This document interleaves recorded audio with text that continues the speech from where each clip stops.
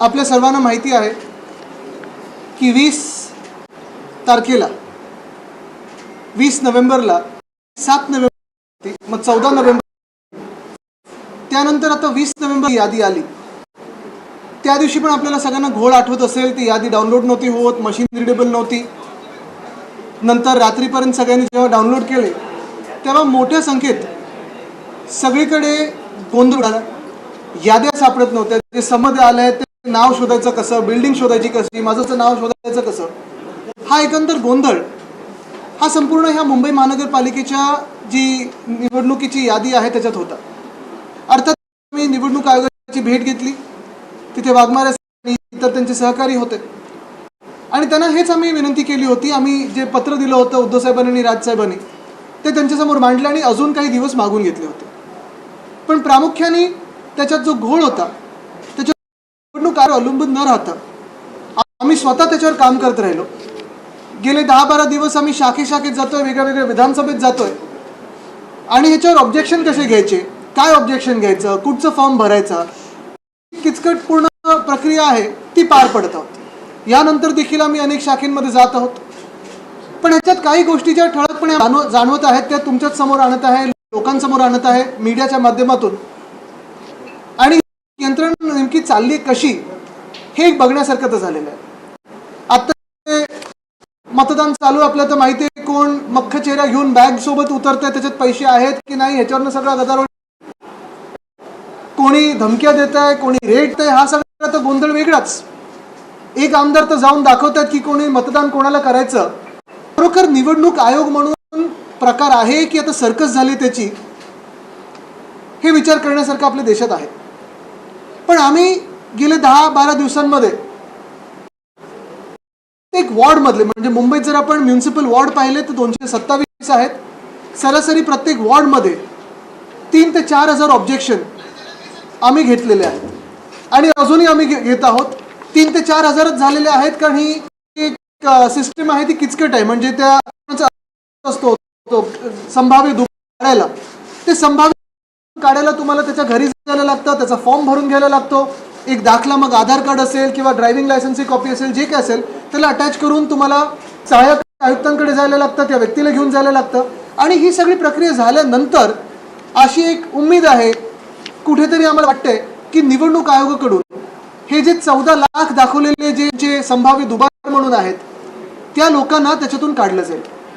14 लाखांमधून जास्तीत जास्त कोण आहेत तर जास्तीत जास्त मराठी नावं आहेत, जास्तीत जास्त आमच्या कार्यकर्त्यांचे नाव आहेत, राजकीय कार्यकर्त्यांचे नाव आहेत, राजकीय लोकांचे नाव आहेत। उदाहरण म्हणून घेतलं तर आमचे जे आमदार शिंदेजी, सुनील गोविंद शिंदे, हे 7 की 8 वेळा आलेले नाव, 8 वेळा आलेले,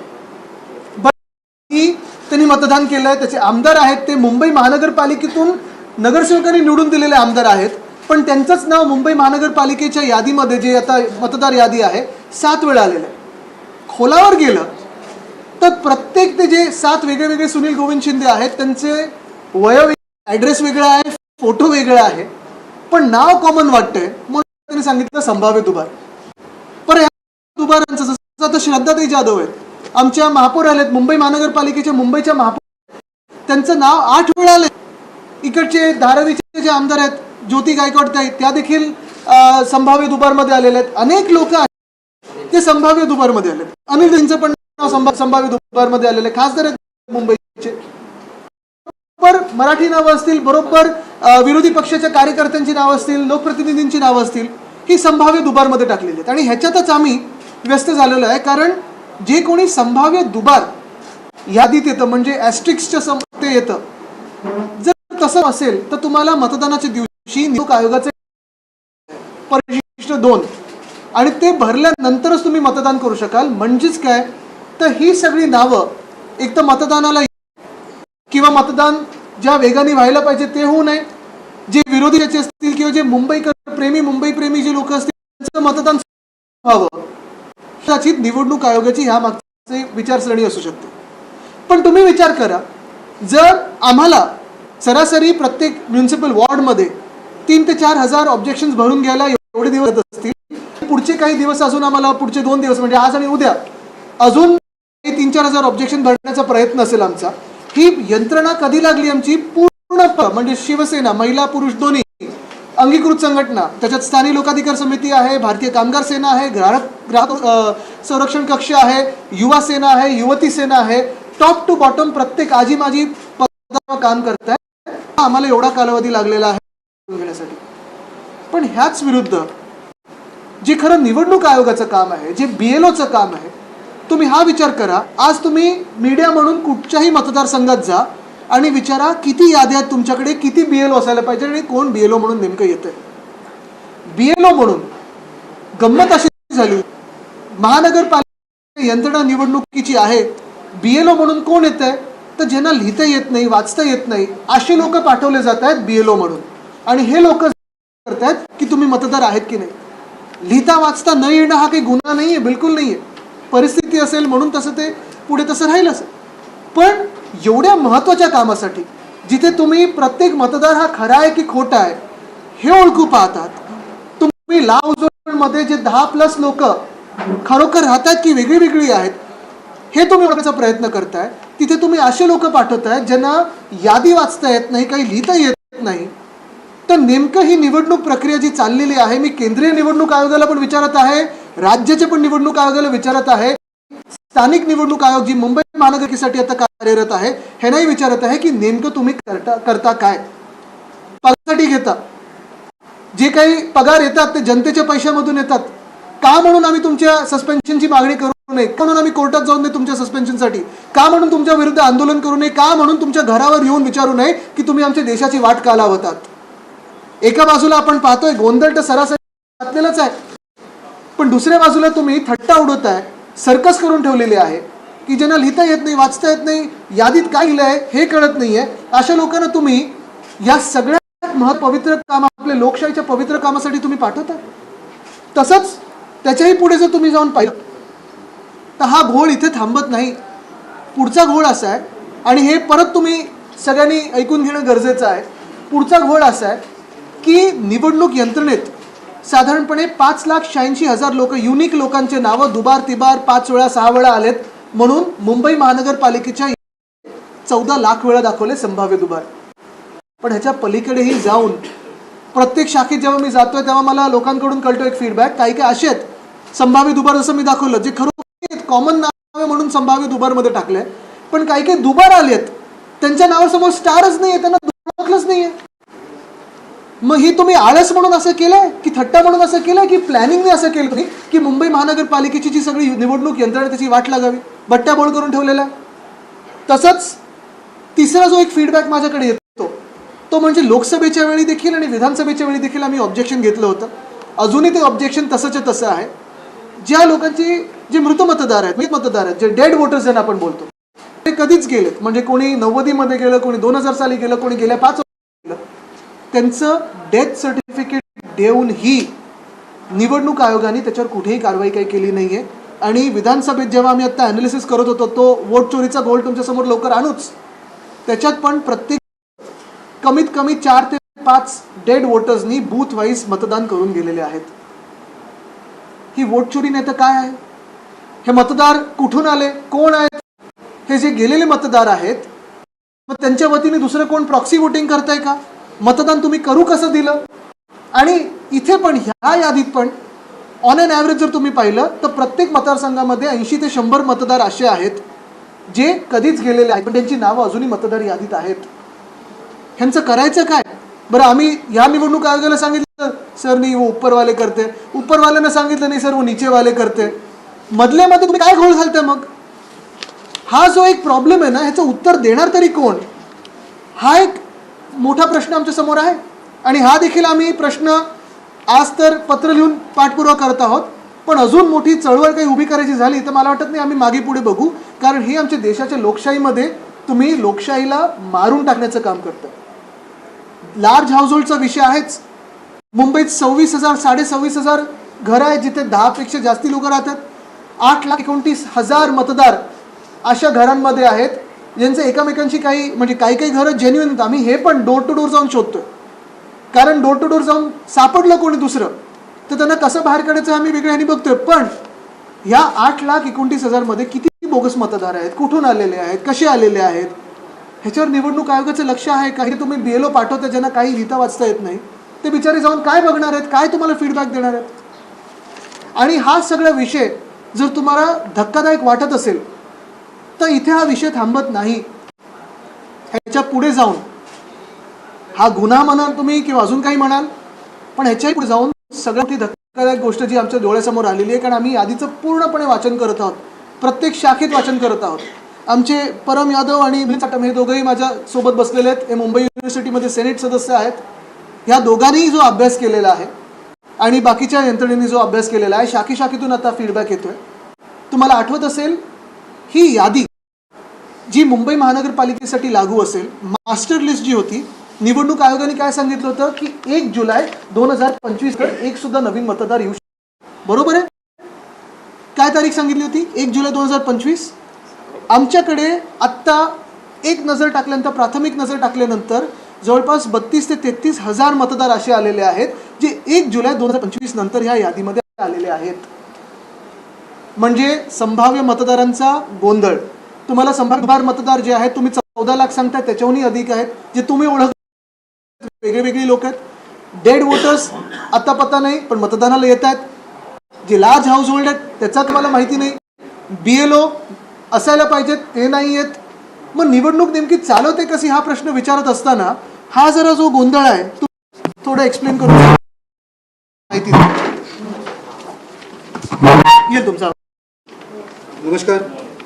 आमच्याकडे असे बरेचसे, म्हणजे माझ्याकडे नाही म्हणता 1,500 असे वोटर्स आहेत, ज्यांचं मी तुम्हाला एक एक्झाम्पल म्हणून देतो.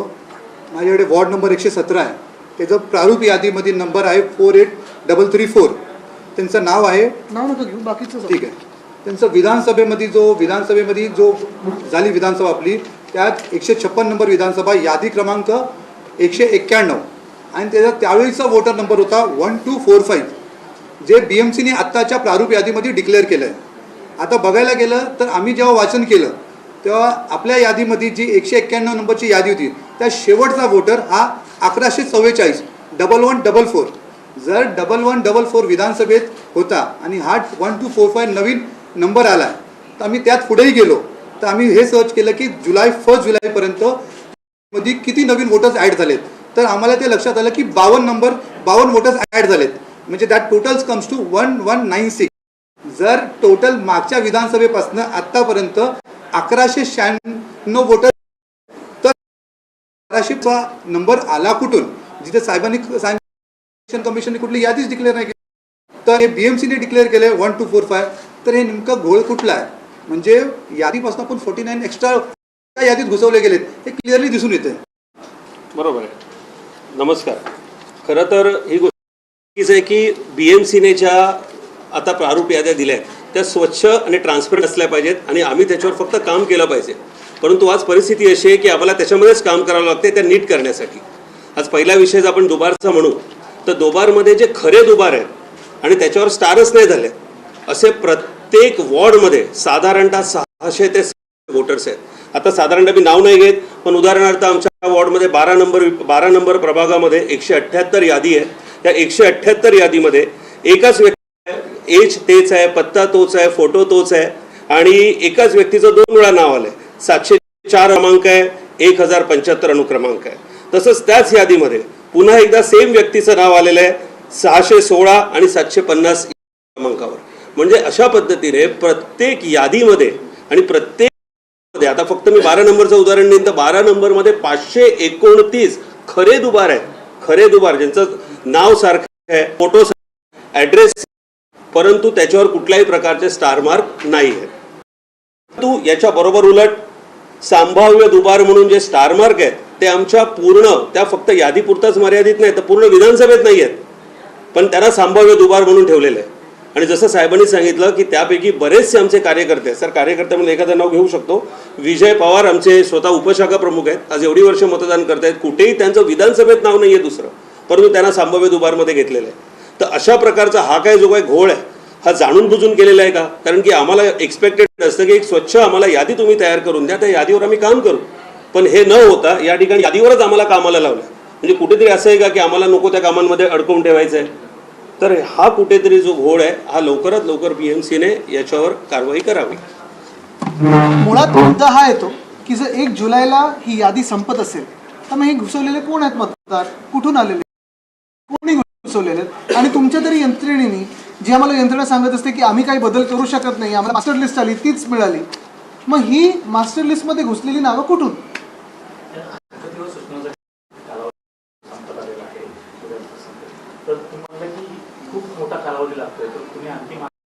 आम्ही मागणी तर करणारच आहोत. माझी ही अपेक्षा राहील की इतर पक्ष देखील मागणी, इतर पक्षही काम करत असतील अशी अपेक्षा आहे.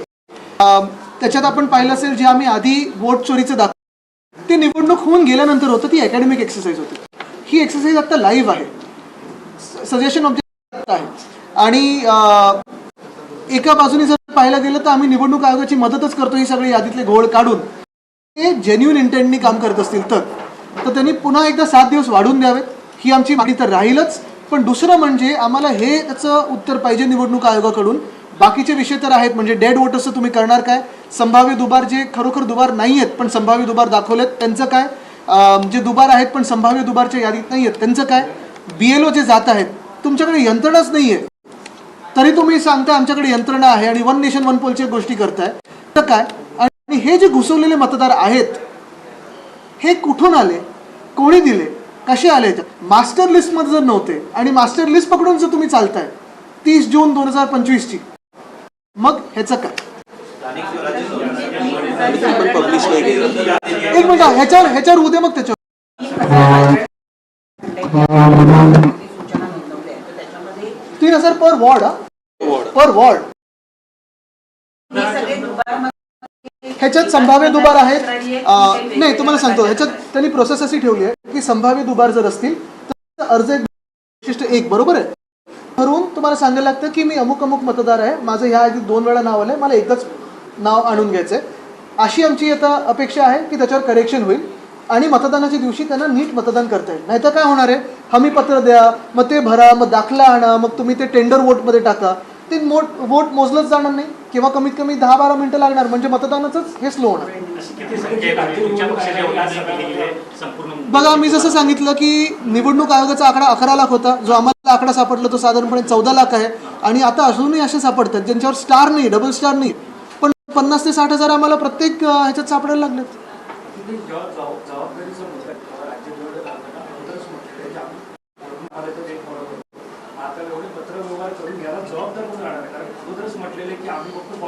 आम्ही सगळे ह्याचे बरोबर कागदपत्र गोळा करून ठेवलेले आहेत. प्रत्येक रिसिप्टचं स्टॅम्प कसं काय असेल, वॉर्डच्या सगळ्या शाखेनी, शाखा प्रमुखांनी ते स्वतःकडे ठेवलेलं आहे. पुढची जी कारवाई जर करेक्शन याच्यात नाही झालं ती पक्ष तर ठरवेलच. आणि लिगली देखील जे काही तरतुदी आहेत निवडणूक आयोगाच्या कायद्यामध्ये, कोणाला सस्पेंड करायचं, काय चौकशी झाली पाहिजे, ते पण आम्ही पुरेपूर पाठपुरावा. करेक्शन झालं तरी, कारण हा झालंच नाही पाहिजे होतं. पहिलं आता काय करेक्शन केलं, पहिले 7 दिवस मिळतात का, 10 तारखेला काय करेक्शन मिळतंय का? राज्याचे मुख्यमंत्री स्वतः या निवडणूक आयोगावर वैतागलेले दिसले आणि त्यांनी याचा संपूर्ण एक कुठेतरी निषेध पण व्यक्त केला. ते म्हणाले की हा अमान्य आहे, कुठला कायदा वापरला आम्हाला माहित आहे. ते बोलतात मेरी बिल्ली मुझे म्याव, तसं झालं. ते मध्ये रवींद्र चव्हाण गेले होते अंबरनाथ महापालिकेत, आता आज नाराज आहेत. मग तुम्ही मला सांगा, जर आता भाजप पण नाराज व्हायला लागले त्यांच्याच, कारण त्यांच्याच ऑफिसमध्ये बसून काम करतं, मग नेमकं काय चाललंय? भरण्याच्या संदर्भामध्ये म्हणजे समजा एखादा व्यक्ती आहे ज्यांनी भरलेला नाहीये, प्रत्यक्ष मतदानाच्या वेळेला तिथे गेला, त्यांनी त्याचं हमीपत्र दिलं, त्या व्यक्तीचं नाव समजा दादरमध्ये आहे आणि वरळीमध्ये आहे, तर ही संपूर्ण जबाबदारी दादरमध्ये कसं तुम्ही पूर्ण जबाबदारी त्यांनी मतदारांवर सोडून दिलेली आहे. अर्जही त्यांनीच करायचंय किंवा पण त्यांनीच भरून घ्यायचंय, परत खात्री नाही की तो पुन्हा दुसरीकडे. बऱ्याच गोष्टी त्यांनी राजकीय पक्ष आणि मतदारांवर, जो एक्सरसाइज तुम्ही त्यांना करायला सांगितलेला होता तो कुठेच होता. बरोबर आहे. आणि परिशिष्ट 2 जर आपण वाचलं तर त्याच्यात असं आहे, मी अमुक अमुक ह्या तारखेला मतदारसंघात ह्या निवडणुकीसाठी मतदान करणार आणि एकदाच मतदान करणार. दिवशी जर दुसऱ्या महानगरपालिकेत मी गेलो तर दुसऱ्यांदा मतदान करू शकतो. म्हणजे ह्याच्यापेक्षा मोठी गंमत अजून काय होऊ शकते? आणि हे जेव्हा दाखवलं त्यांनी पण मान्य केलं, पण पावर नाही. हेच उत्तर येतं. चुका दाखवल्या आहेत. दोनदा ते तीनदा आपण चुका दाखवल्या आहेत.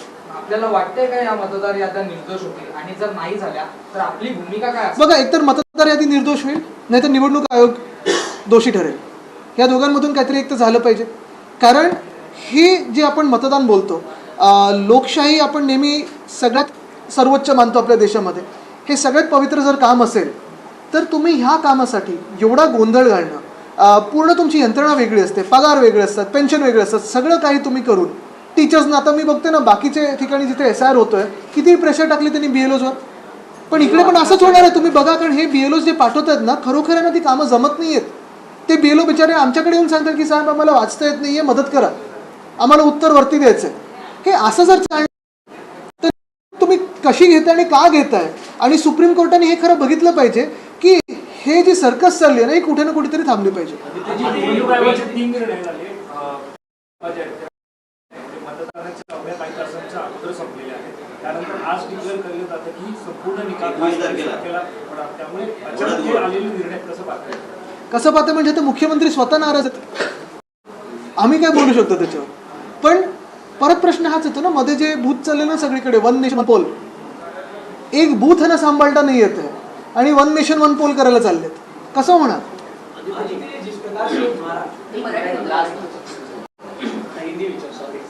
आता हे नॅशनलला आलेत ना, म्हणून बघा. पण मग आता या सगळ्या EVM मशीन्स ज्या आहेत त्या व्यवस्थित सुरक्षित ठेवणं, एवढा कालावधी, दीर्घ कालावधी, ही पण एक मोठा टास्क असणार आहे. दरम्यानच्या काळामध्ये EVM फोडणं असेल, टॅम्परिंग करणं असेल, काही जणांना हा पण प्रश्न असेल की वाटापासून थोडा करायला लागेल, जे बॅगा घेऊनच फिरतात ते.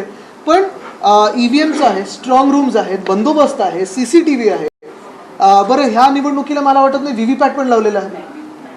तर मग तुम्ही जाहीर करून टाका ना. लोकसभा विधानसभेला पण काही व्हिडिओज आहेत ते व्हायरल झाले होते की व्हिडिओ व्हायरल झाले होते, खास करून मराठवाडा व्हिडिओमध्ये. आजही बुलढाण्यामध्ये असे काही बोगस मतदार सापडले गेले. मला वाटतं निवडणूक आयोग याच्यावरती काही कारवाई करेल. तसं नसलं तर पक्ष तुम्ही काही कोर्टात. बघा, आम्ही तर मुंबईत जी यंत्रणा लावली होती ती महानगरपालिकेच्या ह्यांनी, तर आम्ही आता सगळीकडे लावायला सुरू करतोय, ती तयारी पण आहे. बूथ कॅप्चरिंग हा तसं पाहायला गेलं तर लॉ अँड ऑर्डरचा मोठा विषय येतो. जे कोणी पोलीस अधिकारी ह्याच्यासाठी जबाबदार असतात, बंदोबस्तासाठी असेल किंवा ह्या पूर्ण यंत्रणेसाठी असेल, काही ठिकाणी पॅरामिलिटरी फोर्स बोलवला जातो, काही ठिकाणी दुसऱ्या राज्यातून फोर्स बोलवला जातो. आता ही यंत्रणा ह्याला जबाबदार निवडणूक आयोग धरणार आहे का? म्हणजे एका काळी आपल्याकडे TN सेशन जे निवडणूक आयोगातले होते आणि आता जे आहेत ते कॉमेडी नाईट्सवर येऊ शकतात, असं झाले. राज्य निवडणूक आयोग असं म्हणते की टॅब त्यांना दिलेले आहेत, त्याच्यामुळे पटापट फिल्टर होतील आणि दुबार मतदार जे आहेत ते कमी होतील. अरे पण मग दाखवा ना आम्हाला 1 दिवसात ते करून. 12 दिवस तर आम्ही लागले. आम्ही जे मतदान सगळीकडे आम्ही पाहतोय, जे मतदार आहेत जे आम्ही ओळखू शकतो 12 दिवसांमध्ये, तर तुम्ही जर टॅब घेऊन ओळखू नाही शकत तर मग तुम्ही काय केलं टॅबवर खर्च? बरं, तुम्ही जसं मी सांगितलं ना, सुनील शिंदेजींचं 7 वेळा नाव आलं आहे, पण त्यांचं 7 वेळा नाव आहे, त्यांना 7 वेगळे सुनील गोविंद शिंदे आहेत. आणि जे खरोखर दुबार आहेत ते तुम्ही पकडतच नाही आहेत. म्हणजे तुम्ही स्वतःचे यादी तर 2 आठवड्यांनी डिले केली, ती यादी ढिली काढली तुम्ही. अरे तुम्ही हिंदीत विचार. सत्ताधारी पक्षातले आमदारच आता निवडणूक आयोगाला कोर्टात खेचण्याची भाषा बोलतात. म्हणजे जरी तुमच्या आणि त्यांच्या काय की ऐका, मी त्याच्यात पडणार नाहीये. त्यांचं एकामेकांना खेचून झालं, मारून झालं, असं झालं की मग आपण बोलू. म्हणजे मी म्हणत नाही मारावं, पण चालू आहे त्यांचं काय.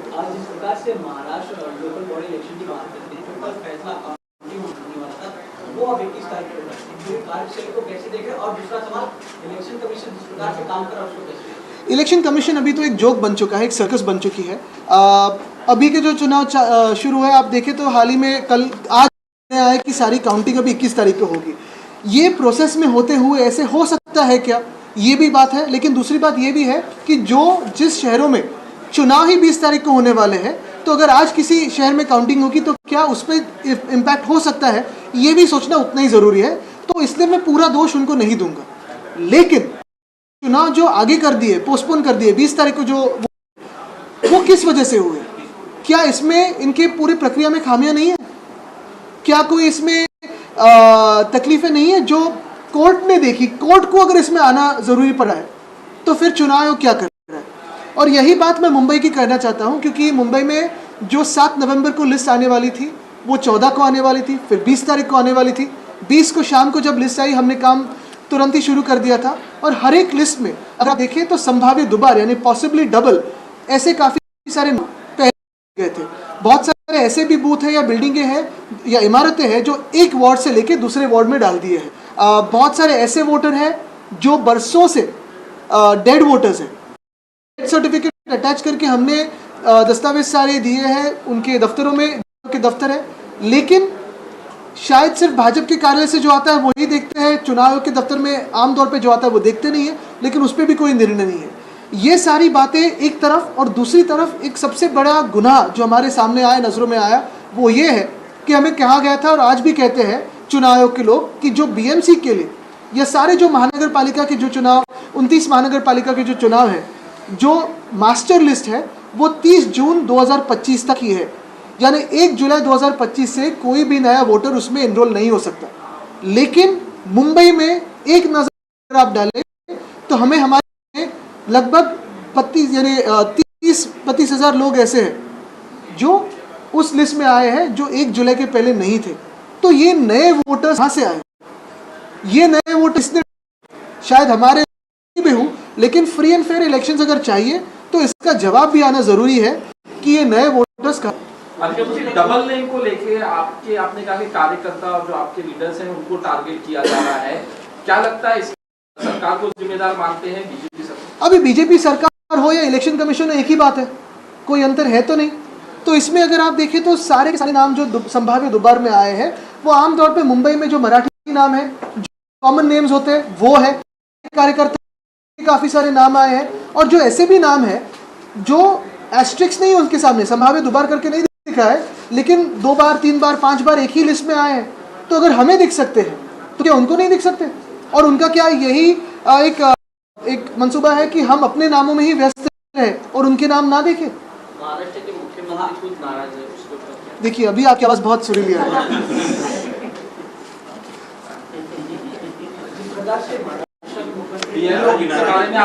रुकिए ना, ये सुरीली हिंदी। बीएलओ के बारे में आपने पंडित जी महाराष्ट्र के मुख्यमंत्री जताएंगे उसके ऊपर क्या? देखिए यही है और यही सबसे बड़ा महाराष्ट्र के मुख्यमंत्री जो भाजपा के हैं वो चुनाव आयोग पे नाराज है।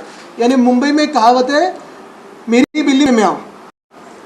जिस प्रकार से इसी को सवाल को लेकर दिल्ली से बात करते हैं, सत्र शुरू है, विपक्ष लगातार मांग कर रहा है कि एसआईआर पे चर्चा होना चाहिए, लेकिन सरकार जो है चर्चा करने के लिए तैयार नहीं है। हाँ, लेकिन भाजपा बंगाल में बहुत तैयार है एसआईआर पे चर्चा कर ले, तो भाजपा तय करे कि चर्चा होनी चाहिए कि नहीं होनी चाहिए। लेकिन उससे बड़ा मुद्दा यही है कि इसी भाजपा की सरकार ने हमें कहा गया, उनकी ही अगर आप रूल्स देखें तो उन्होंने ही राज्यसभा में कहा कि थैंक यू, और उससे भी ज्यादा जय हिंद और वंदे मातरम मत कहिए। यही भाजपा की है। अरे जो अब तक हमने बीएलओ की कार्यशैली पे आपने सवाल खड़े किए, हमने देखा था बहुत सारे पैसे वैसे दिए जाते थे। यूपी में मामला आया है कि बीएलओ को गिफ्ट दिए जा रहे हैं उनके काम को लेकर, बाकी चीजों पर, लेकिन क्या ये सही है इस प्रक्रिया में गिफ्ट देना? नहीं, देखिए सही और गलत की बात है ही नहीं, जो गलत है वो गलत है ही। लेकिन इस जो पूरी प्रक्रिया में आप बीएलओ कैसे चुनते हो? एक तो अगर आप देखें तो बहुत सारे बीएलओ अभी भी एसआर के में आके सुसाइड करें, आत्महत्या करें। दूसरी बात यह है मुंबई में अगर आप देखें, बाकी सारे शहरों में भी ऐसी ही स्थिति है।